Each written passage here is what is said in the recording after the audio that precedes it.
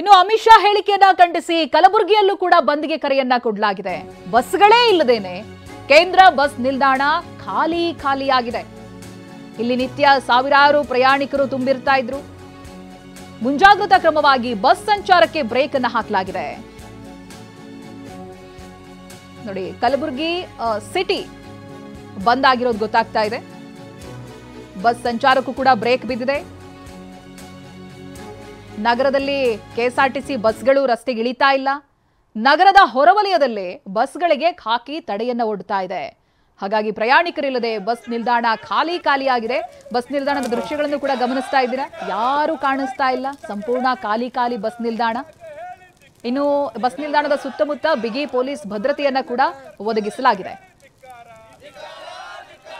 ಈ ಬಗ್ಗೆ ನಮ್ಮ ಪ್ರತಿನಿಧಿ ದತ್ತಾತ್ರೇಯ ಪಾಟೀಲ್ ಒಂದು ಪ್ರತ್ಯಕ್ಷ ವರದಿ ಕೊಟ್ಟಿದ್ದಾರೆ. ಬನ್ನಿ ನೋಡೋಣ.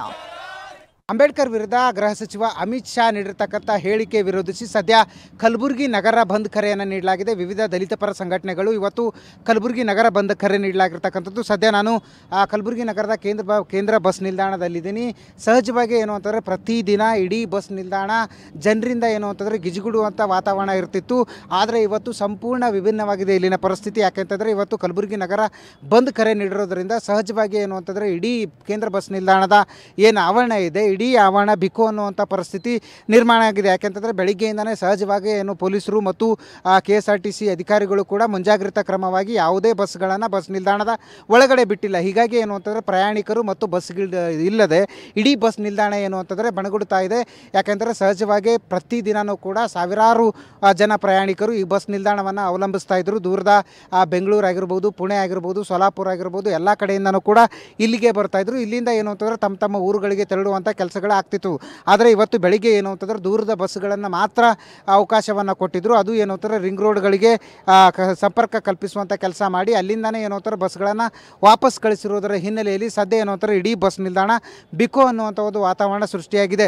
ಸಹಜವಾಗಿ ಏನು ಅಂತಂದರೆ ಇವತ್ತು ದಲಿತ ಪರ ಸಂಘಟನೆಗಳು ಬಂದ್ಗೆ ಕರೆ ನೀಡಿರೋದ್ರಿಂದ ಇಡೀ ಏನು ಅಂತಾರೆ ಜಿಲ್ಲಾಡಳಿತ ಶಾಂತಿಯುತ ಬಂದ್ಗೆ ಏನು ಅಂತಂದರೆ ಆಸ್ಪದವನ್ನು ನೀಡಿದೆ. ಹೀಗಾಗಿ ಎಲ್ಲ ಇಲಾಖೆಗಳಿಗೂ ಕೂಡ ಮೆಸೇಜ್ಗಳನ್ನು ಪಾಸ್ ಮಾಡಿ ತಾವೇ ಸ್ವಯಂ ಪ್ರೇರಿತವಾಗಿ ಬಂದ್ಗೆ ಸಹಕಾರ ನೀಡಬೇಕು ಮತ್ತು ಬಂದ್ ಏನು ಅಂತಂದರೆ ಯಾವುದೇ ಕಾರಣಕ್ಕೂ ಅಹಿತಕರ ಘಟನೆಗಳು ಆಗಬಾರ್ದು ಅನ್ನುವಂಥ ಉದ್ದೇಶದಿಂದ ಎಲ್ಲ ಕಡೆ ಕೂಡ ಬಿಗಿ ಬಂದೋಬಸ್ತ್ ಮಾಡಲಾಗಿದೆ. ಹೀಗಾಗಿ ಯಾವುದೇ ಬಸ್ಗಳು ಕೂಡ ಇಲ್ಲಿವರೆಗೂ ಕೂಡ ಬಸ್ ನಿಲ್ದಾಣಕ್ಕೆ ಎಂಟ್ರಿ ಕೊಟ್ಟಿಲ್ಲ. ಹೀಗಾಗಿ ಸಹಜವಾಗಿ ಇಡೀ ಬಸ್ ನಿಲ್ದಾಣ ಏನು ಅಂತಾರೆ ಬಿಕೋ ಅನ್ನುವಂಥ ವಾತಾವರಣ ಸೃಷ್ಟಿಯಾಗಿದೆ. ಹೀಗಾಗಿ ಯಾರೂ ಕೂಡ ಪ್ರಯಾಣಿಕರು ಕೂಡ ಇಲ್ಲಿವರೆಗೂ ಕೂಡ ಬಸ್ ನಿಲ್ದಾಣದ ಕಡೆ ಮುಖ ಮಾಡ್ತಾ ಇಲ್ಲ. ಕ್ಯಾಮ್ರಾ ಪರ್ಸನ್ ವಿಜಯ್ ಜೊತೆ ದತ್ತಾತ್ರೇಯ ಪಾಟೀಲ್, TV9 ಕಲಬುರಗಿ.